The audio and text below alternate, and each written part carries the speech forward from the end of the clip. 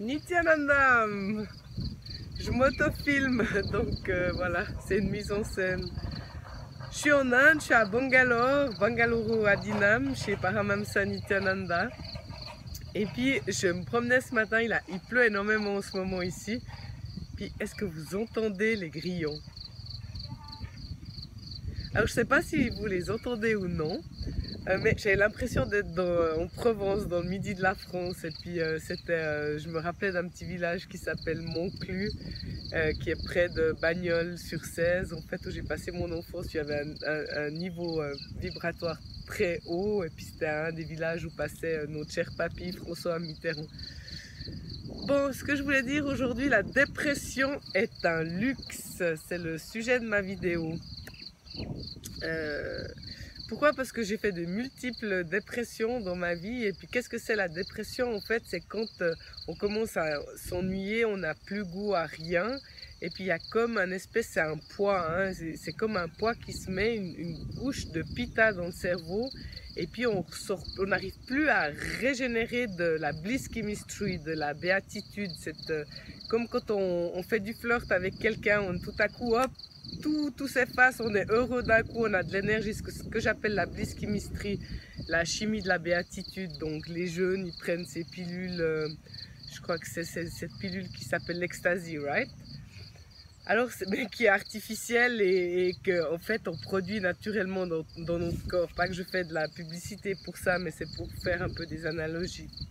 Alors, ce que je voulais dire, la dépression est un luxe, et puis quand on commence à tomber là-dedans, c'est qu'on a une espèce de confort et une survie qui est assurée.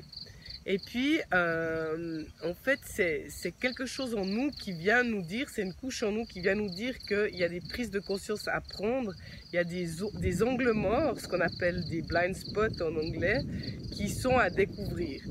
Et puis là-dedans, il y a beaucoup de thérapeutes, mais peu d'élus qui sont capables de vous faire un chemin. Moi, j'ai commencé par... bon, déjà, ça fait 24 ans que je viens en Inde, hein, mais donc du coup, nous sommes dans un niveau d'énergie qui est très haut, comme chez les maîtres spirituels, ça aide énormément à voir, parce qu'on attire des miroirs instantanés de notre état d'esprit, ce qui est moins facile dans la vie quotidienne de tous les jours de faire les liens et les relations.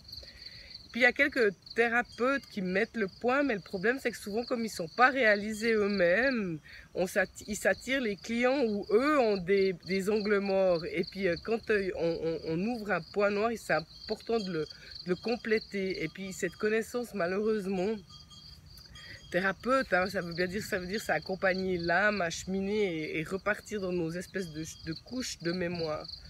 Donc c'est pour ça que je reviens au fait, en tout cas moi ce qui m'a sorti des dépressions, c'était déjà de sortir de ma zone de confort, de voir ces blind spots, ils sortent petit à petit, et une fois qu'ils sont vus, on peut compléter, lâcher, remettre, si vous voulez, de l'action.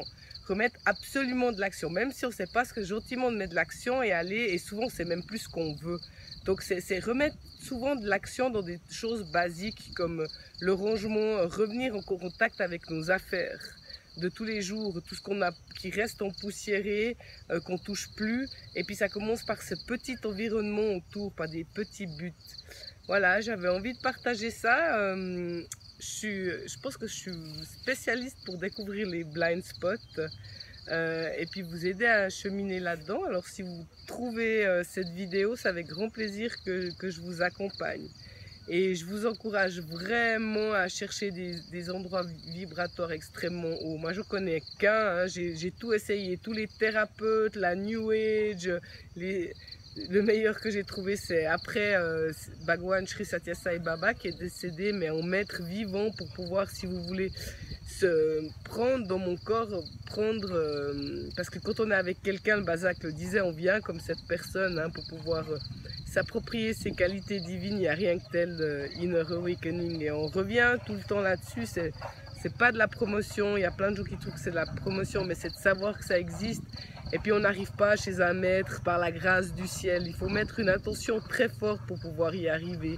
Et ça c'est aussi un blind spot, c'est aussi une zone d'oncle mort, les gens qui disent si ça doit arriver, ça va arriver.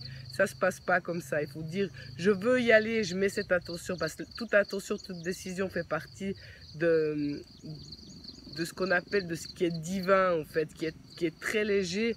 C'est beaucoup plus facile en fait de bouger au niveau éthérique qu'au niveau de la matière. Et puis on est constitué de ça, nous on s'est juste incarné dans un corps pour faire cette expérience. Donc voilà, j'espère que c'est clair, puis si c'est pas clair, ben, je fais volontiers des choses sur Facebook, je suis là pour aller chercher mes frères et sœurs, pour dire hey, venez goûter à la réalité, sortez de la dépression, parce que notre droit de naissance, c'est la béatitude. Je vous aime. Nityanandam.